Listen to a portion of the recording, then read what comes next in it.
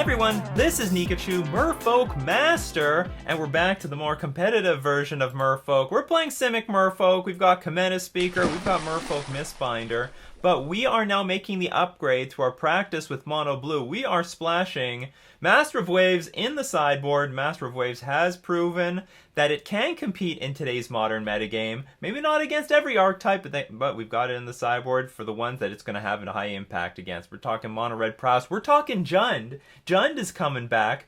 We've got Master of Waves to meet the Jund menace. If you want to keep up with the competitive version of a modern deck that runs either very few or no fetch lands, well, you're in the right place. So like, share, comment, and subscribe to the channel. Before we get into our deck tech, we're going to thank our sponsors, starting with the manabase.com. And Jund is not only coming back in Modern, also coming back in Pioneer. Go check out MTG Jeff's Jund Historic deck, only on the manabase.com, your home base for everything Magic the Gathering. And the MTG Mastermind, the coaching program, where you can get feedback on your deck, your lists, and your strategy to take your game to another level. Be competitive at your next Grand Prix at the MTG Mastermind. And I've got new patrons supporting me on Patreon. Thank you all so much for your support. Supporting this channel in a very dire situation, but for some people they might actually really need it.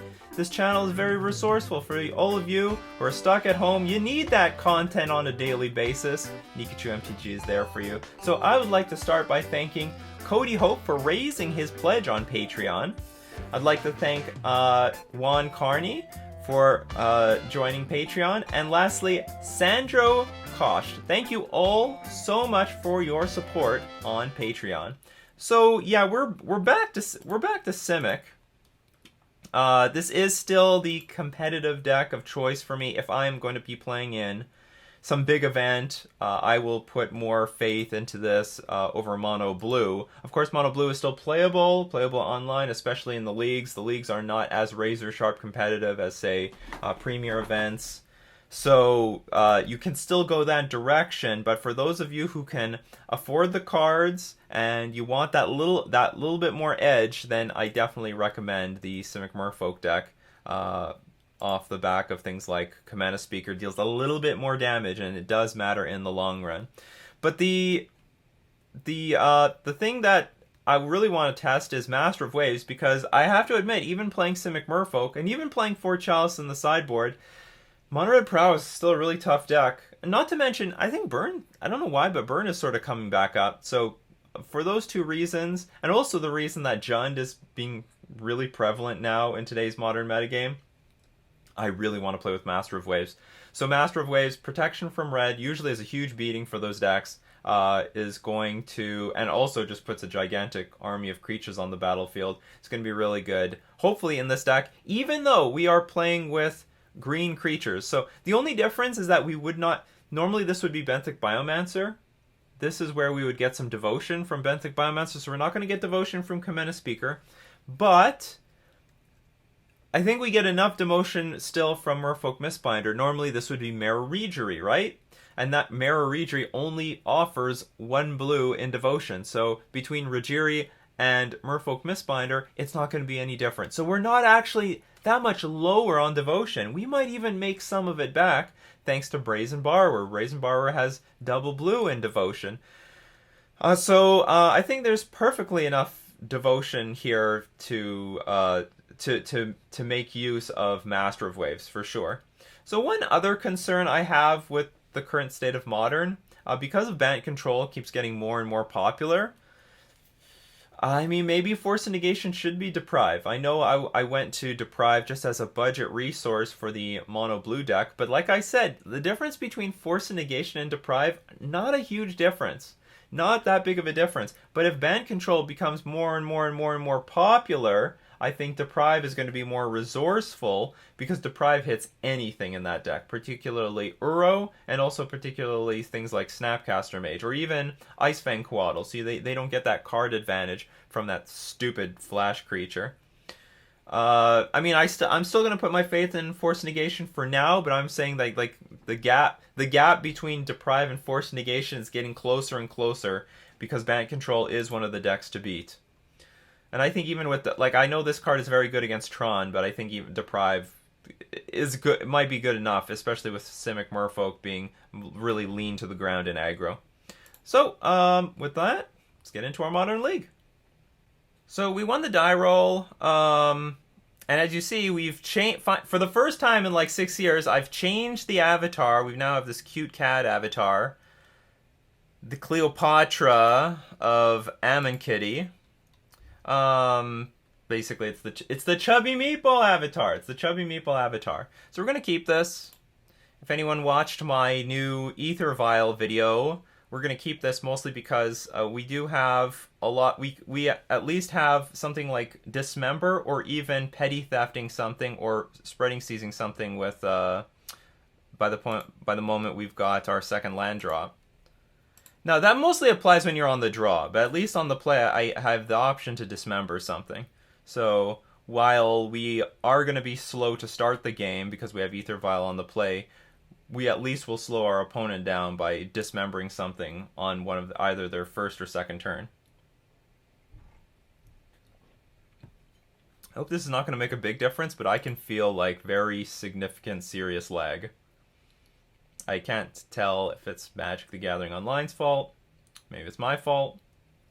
Magic the Gathering Online just had a big update recently.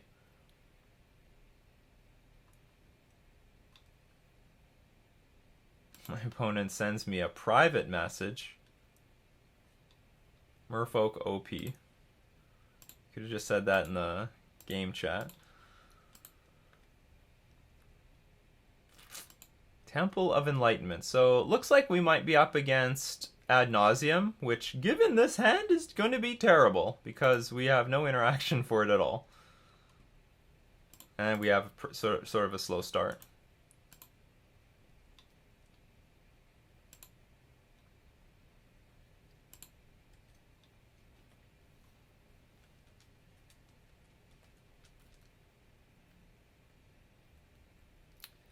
No interaction at all. So other changes, my brother's not here. Social distancing, although he might come around in the future anyway. We'll have to wait and see. But it might be a while before he comes back. Oh, what's this going to be? Pentad Prism? Yeah, Pentad Prism. Can do absolutely nothing about this.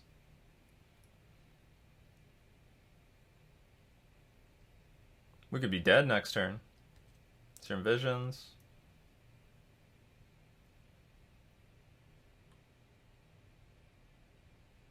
We have... I mean, overall, we still have a lot of tools for this matchup, but not looking good if we're going to just dump game one. And another good thing is that we are playing the more aggro version of Merfolk, so that helps a lot. Okay, this Petty Theft is going to matter the moment they play Phyrexian Unlife and then try to go for Ad Nauseam, so I'm going to get my creatures out first. Like, end of turn, we can, like, Lord of Atlant. I'm assuming we're going to be allowed to draw at least... We're going to untap. I don't think we're going to die on the next turn. Unless they're going to play this Consultation card, flip over their library, and then play Thassa's Oracle. I mean, maybe that's possible.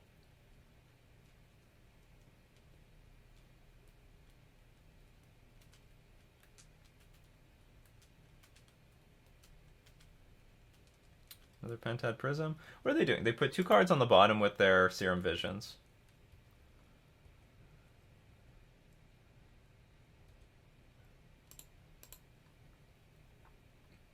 But I mean, if they have Angel's Grace Ad Nauseam, we're just dead. We're just dead.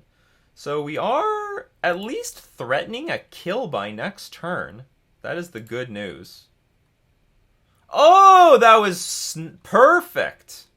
That was absolutely perfect. We could not have been happier to see that. So we're going to attack for 4 and threaten to attack for 12 next turn. I'll just vial this thing in right now. There's going to be some serious lag issues. I heard about the lag issues online. I heard about it. I don't know. I have a feeling that... Now from my own... Oh, what is going on? Angel's Grace? No. I have a feeling from my personal experience that...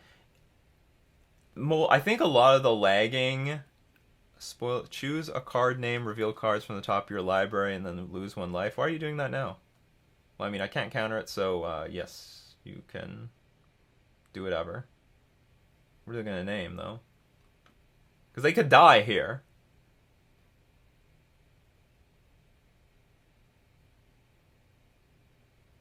This is a very awkward way of playing Ad Nauseam. Reveals Angel's Grace. Oh, did they know it was on top of their library? 2 cards on the bottom. I don't get it. Did they blind spoils from the vault at end of turn? I think that's what happened. Because they played the gemstone mine last turn. Oh no! Alright, so they're going to be smart and try to pull this off. 1, 2, 3, 4, 5, 6. So I could Brazen Borrower this Pentad Prism, force them to try to go off this turn. Because if we wait to my turn, they can Angel's Grace Ad Nauseam. And that's not good. And I can't Force of Negation. So we've got to put the situation in our own hands.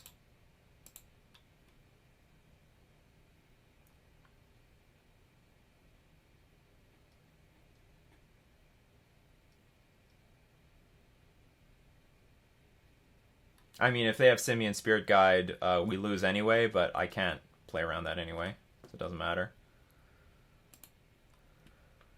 So do we get to our draw step?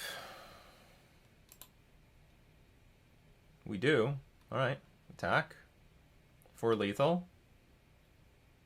I would be way more comfortable if we drew an island there, just so that I can cast Force of Negation on our turn.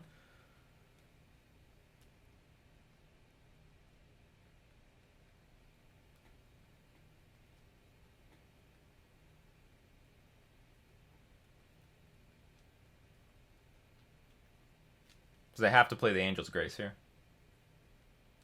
Angel's Grace, okay. Hopefully that wastes the Angel's Grace.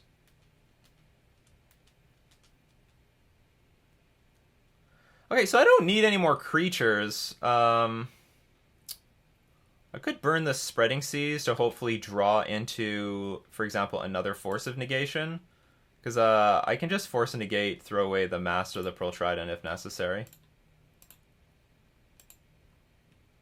And I'm going to attack the lands that don't deplete. Or maybe I should have attacked the Gemstone Mine, because I can at least add black mana. Okay, pass. See, now the issue is if they want to play their Pentad Prism again, then that's going to cost mana.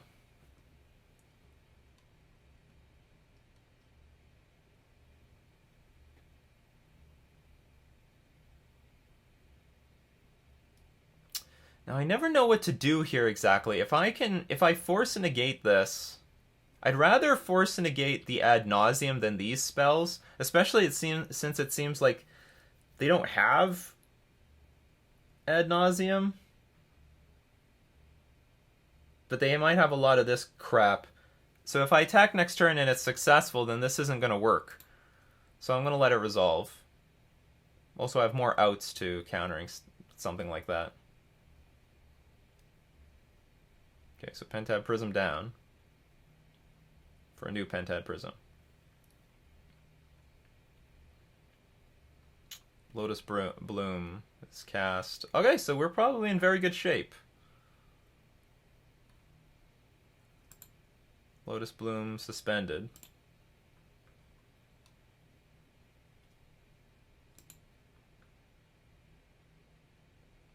Merfolk Trickster, not useful here.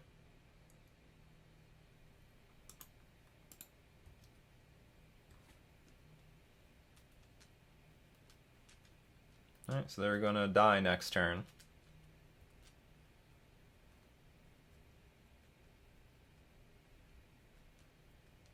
Because the critical card that beats you is Ad Nauseam. Just Ad Nauseam, nothing else. Everything else is built to try to cast Ad Nauseam. There's the Ad Nauseam. Does it matter if I have open mana or not? Probably not. Alright, so let's try to counter this. Hopefully it doesn't get force negated. Guess I'll get rid of an Island Walk Lord.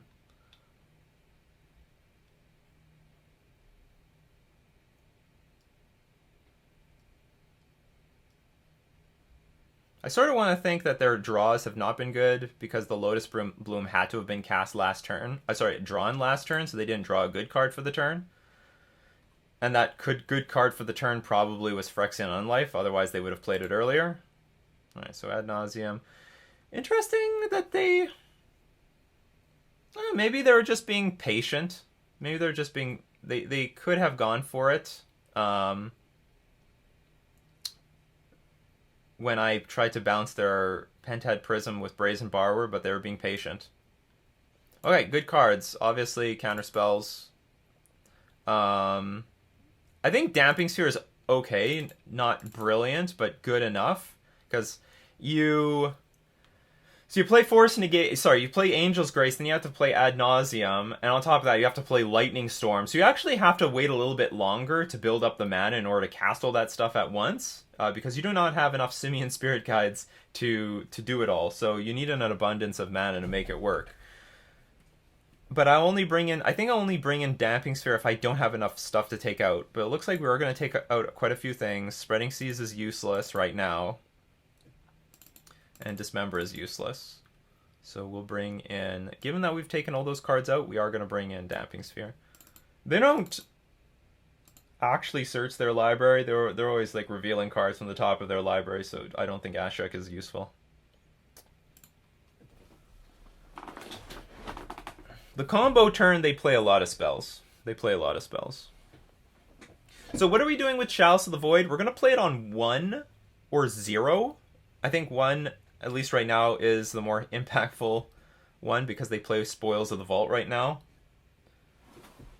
But you can also play it on 0 to cripple their Lotus Bloom and also their Pacts. So this is pretty easy keep for me. And we're going to look to... The sad thing, though, is if you get Chalice on 1, sometimes they just completely ignore it. Oh, this hand is actually super good, because I didn't even see the Force Negation. I thought this was a creature for some reason. So this hand is, like, just bananas good. I'm not happy to see a second Aether Vial, because it's useless to me.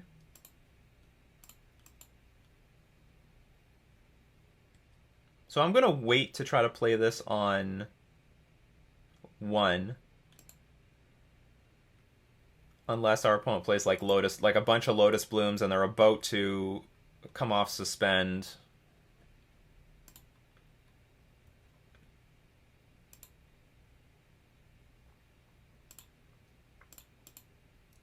Brazen Bar was also nice in this matchup because you can bounce Phyrexian Unlife. Like, that was a difficult thing always in the past. Do we side in something like Echoing Truth? See, now they've suspended Lotus Bloom, which also means that was their draw for the turn. But I'm still going to look to get this Chalice on 1. Especially given what our hand looks like right now.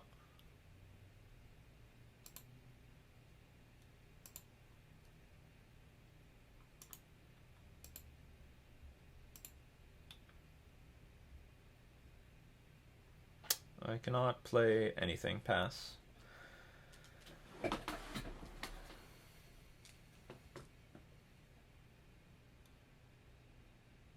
And they're just making land drops, passing the turn.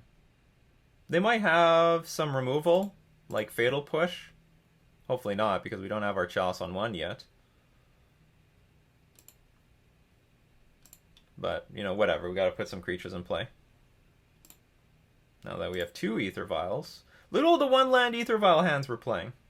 So many. Oh no, are they going for it right now? Oh no, this is red mana. You gonna Lightning Storm my Merfolk Mistbinder?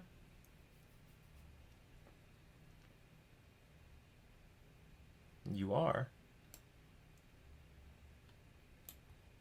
I mean, okay, you can do that. It's a thing.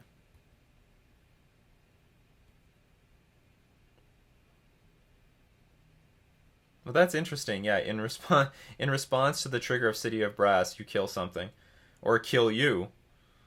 I think we can go always no on this. No, we'll tick this one up and then put a stop on it next turn.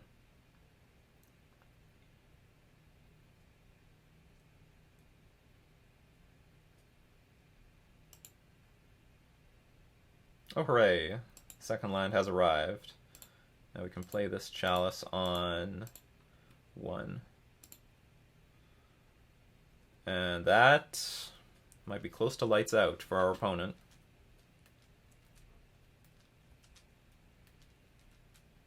Because we have the Force and Negation.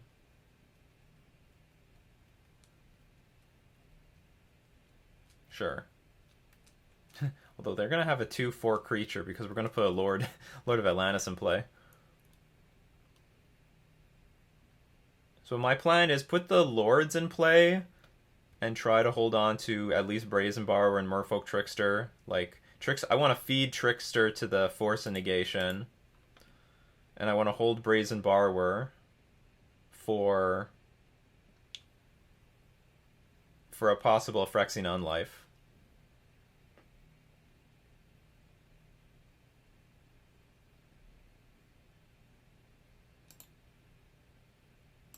Put this Lord in first.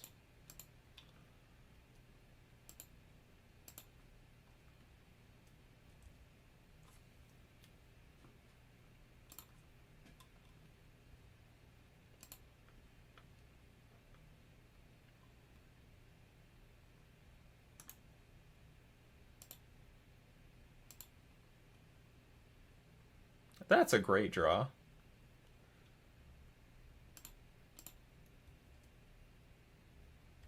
So in theory, we can attack for the win next turn, because I can Violent Silvergill Adept and flash in Merfolk Trickster. That will put enough power to kill our opponent. See what happens. This thing is coming off Suspend. What they do about the Chalice of the Void, I have no idea. So you can't play Angel's Grace, which is half their one half of the component of their combo. Now, they could play Phyrexian on Unlife, but I mean, we've got we win the match. All right, so, yeah, we beat Ad Nauseam. I might say, I think we got a little lucky in game 1. We do have tools in the main deck, but I mean, I kept a very poor hand for the matchup, and it just worked out well for us. Yeah, we got the tools. Chalice of the Void is showing why it's worth so much money. But it's cheaper online. It's like, I don't know, $13 or something online. Not too bad.